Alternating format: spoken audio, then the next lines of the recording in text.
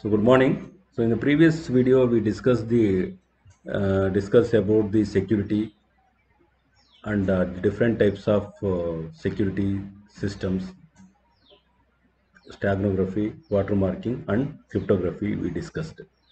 So in this presentation, so we have considered the cryptography techniques. So in cryptography, as we know that the converting from intelligible form to unintelligible form, so that process is known as encryption.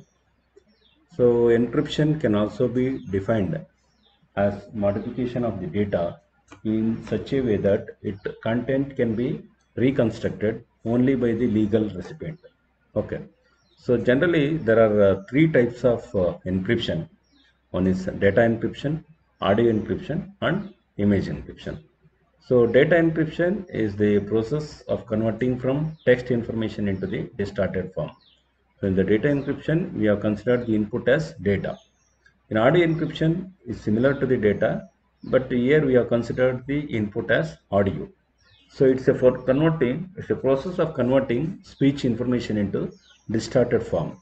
For example, if very two important persons were speaking in the phone, the third person or the unauthorized person may tap that conversation. To avoid the tapping, we can introduce the audio encryption. So next we have go for image encryption. In image encryption, uh, both the data and audio encryption are not suitable for some real-time applications because of vast data. So we can propose the image encryption. So it's a technique of converting from image into a distorted form. So the reverse image decryption is the reverse process of encryption. So this is the general block diagram, the general framework of image encryption techniques. The first image we have considered as the camera image, and the second image we have considered as Lena image. Lena image.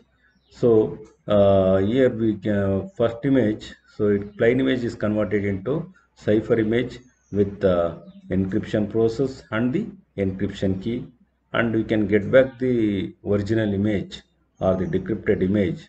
So using the decryption algorithm and with the help of decryption key.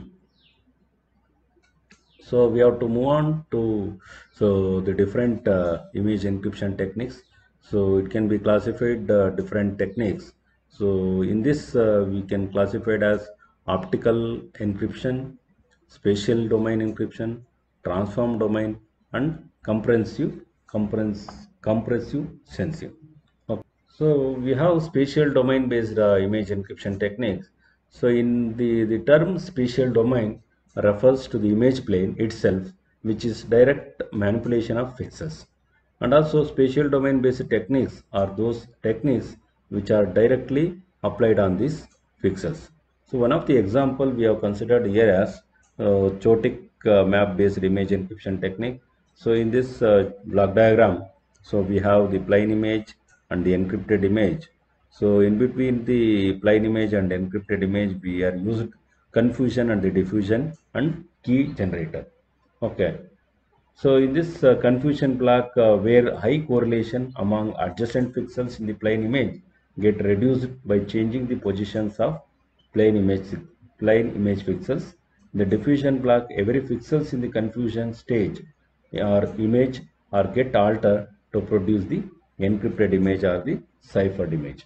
So for both the confusion block and the diffusion block, so we use the secret key provided from the key generator. As I mentioned, the key is a very important role play during the encryption process to maintain the security. So the length of the key is the security of is more security should be stronger based on the length of key. So next we will move on to transform based image encryption technique. So in the transform based image encryption technique have been extensively used in the field of image encryption. So here the image transform from spatial to frequency domain using transform models, suitable transform models. So this diagram shows the domain of transform domain based image encryption. Here the color images the majority schemes divide the input color image into three color channels: R layer, G layer, and the B channel. B channels are the B layer. Each color channel is converted into transform domain for encryption process. Next, we have to go for comprehensive sensing based image encryption techniques. So here we are using the comprehensive sensing and the chose block. So in this technique, the signal is sampled and compressed simultaneously, which reduce the rate at a great extent.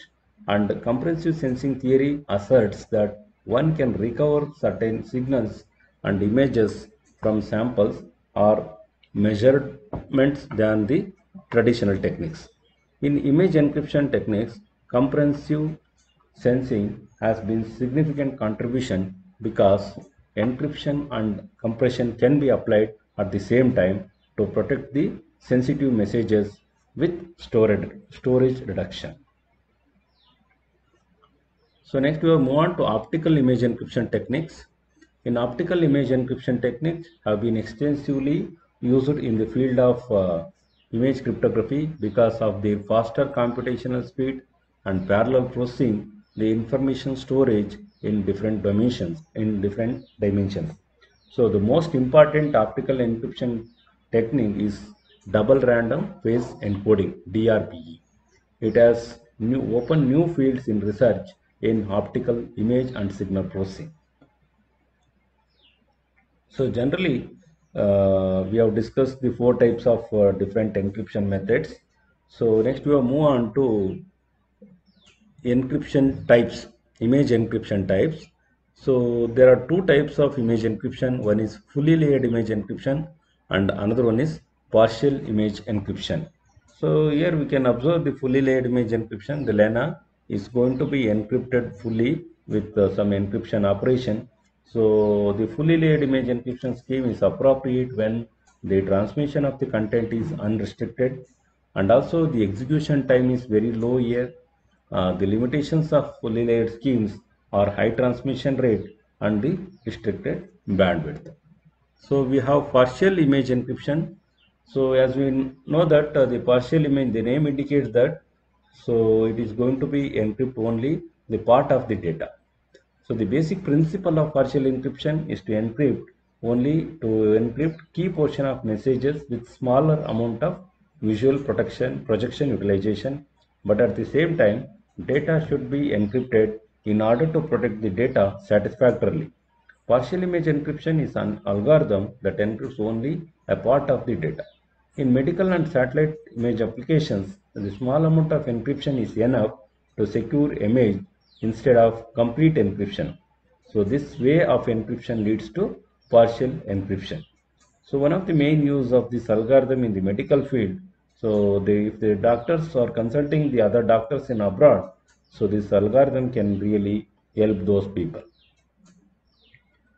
So after the encryption, we have to check whether the method as we need to evaluate.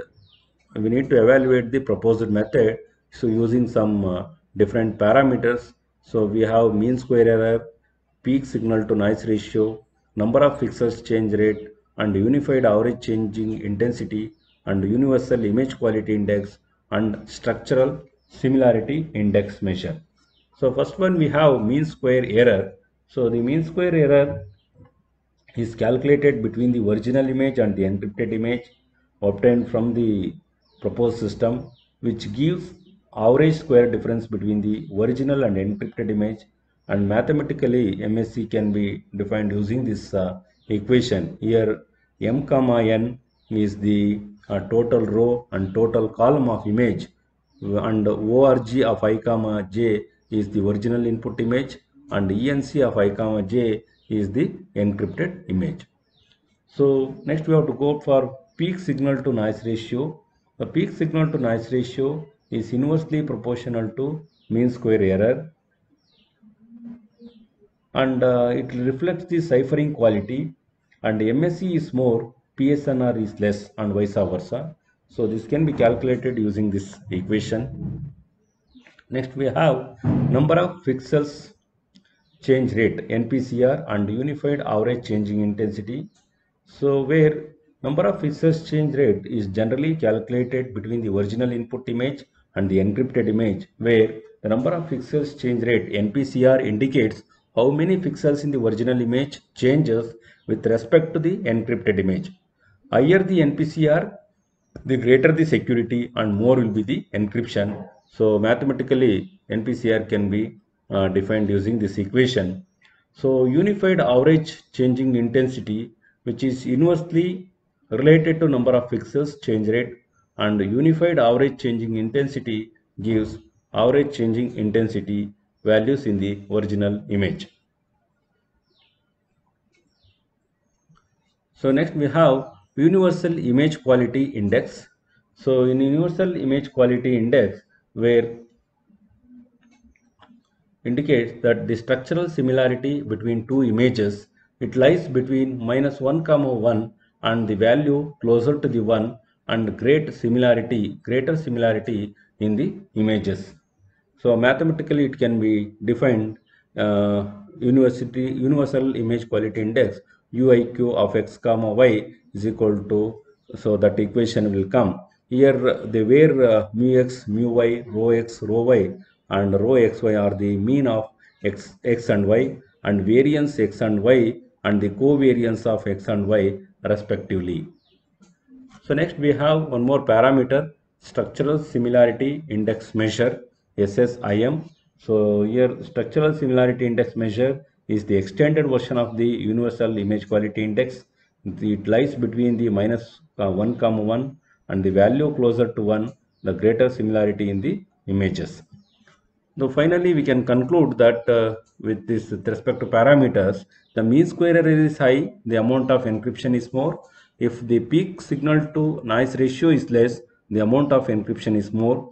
And number of pixels change rate is NPCR and unified average changing intensity is more, the level of security is more.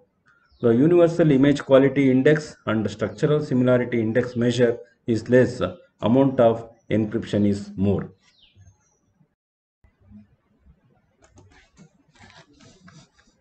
So we will discuss the performance analysis of image encryption techniques. So MAC, PSNR, NPCR, UACI, UIQ, and the SSIM. So we have discussed one method I am going to give here. This is the image encryption of medical images based on various permutation techniques. Here, this is one of the technique, one of the encryption technique we did, and we experimented and we compared the parameters also. Here I would like to show this. So here we are using the permutation techniques. So generally any image encryption algorithm involves the permutation and diffusion process. In this permutation, where the position of the fixer changes, there are different techniques are used for permuting the image, which includes the Chotek map, continuous choice, gray code, Sudco code, and Arnold cat map. So here, Chotek map is the traditional image encryption technique and is highly sensitive to its initial conditions, and it has high periodicity.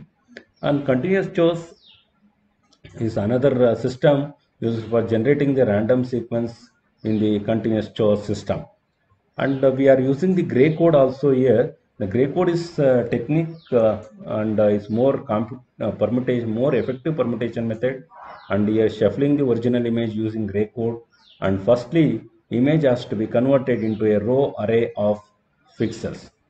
Sudco code is one of the most common used permutation method is Sudco, where every row contains same number of elements but in a different order. Similarly, the column also contains same number of elements but in a different order. The name Sudco code was inspired by the mathematician Leonhard Euler. So we are also used Arnold cat map is here is one of the important random shuffling methods. So these are the permutation techniques we are used for this image encryption techniques to secure the medical images. So this is the block diagram of the architecture of the image encryption system for medical image. So it's, we have original medical image we have taken, block decomposition, blockwise permutation, and mapping stage. So and also we have taken the block size list also. So we have selected the blocks 4 cross 4, 8 cross 8, 16 cross 16. Similarly, n by 2 cross n by 2. So here the original medical image is divided into non-overlapping blocks with help of block size table. Okay, so then position of each pixel in every block are shuffled according to the chaotic sequence generated from the chaotic map, the system and the predefined block size table. In the diffusion process, based on basic intensity image and different permutation technique, the mapping operation apply to get encrypted images. So I would like to show the experimental results of these different images. So for different images and with respect to the different permutation techniques like gray code, Sudco code, CAD map and the CHOS. So here in the table 2 and table 3 we can observe. So we have these are the MSC for different baby images for different permutation techniques and the PSNR values for baby images for different permutation techniques. And you can observe that the amount of encryption is more in case of GC gray code. Okay, because the value of MSC is increasing. And also you can observe continuous chores, so the amount of encryption is less, so because the value of MSC is decreasing. So the amount of encryption is more in case of GC, I mean gray code, because the value of PSNR is decreasing. Amount of encryption is less in case of continuous chores because the value of PSNR is increasing. So we calculated the NPCR value of wave image for different permutation techniques. So here also you can observe the number of pixels change rate is less for gray code mapping. The number of pixels change rate is more for the combination of continuous choice mapping. That means we achieve the required level of security. So we also calculate the USCI for baby image for different permutation techniques, and also we can observe the gray code mapping. So the value of gray code mapping is less, so the level of encryption is less. Okay, so unified average changing intensity is more the continuous choice mapping, so that means we achieved the required level of security. So we calculated the SSIM and USCI, UQI for the baby image of different permutation techniques. So as we know that the SSIM, so structural similarity index measure the universal image quality index is more for the combination of GC mapping, so the level of encryption is less. The structural similarity index measure and the universal quality image quality index is more for combination of the continuous choice mapping, and the level of encryption is more. So next we will move on to the applications of partial image encryption techniques. So today we all business government organizations are connected through internet, but it is both fascinating and complex because of the requirements of security services. So mechanisms to meet those services are quite complex. So the network security is the most important. Security is the protection from attack. Data embedding is the most commonly used mechanism for medical images. So what first application we have monitoring the encrypted content. The person can capable of imagine the situation where the encrypted content itself is usable for monitoring. For example, in various applications such as military images, video surveillance, media audience, recognizing partially encrypted content without decryption is advantageous. Database approach, partially encrypted content can be used as low quality previews that are available for society. This partial view will be used as catalog to select content and pay to be able to decrypt and view it. So next application we have renewable security system. So in the eternal battle against pirates, digital rights management systems have to be periodically update their technologies and equipment and all along the network. Changing the complete infrastructure would be very expensive.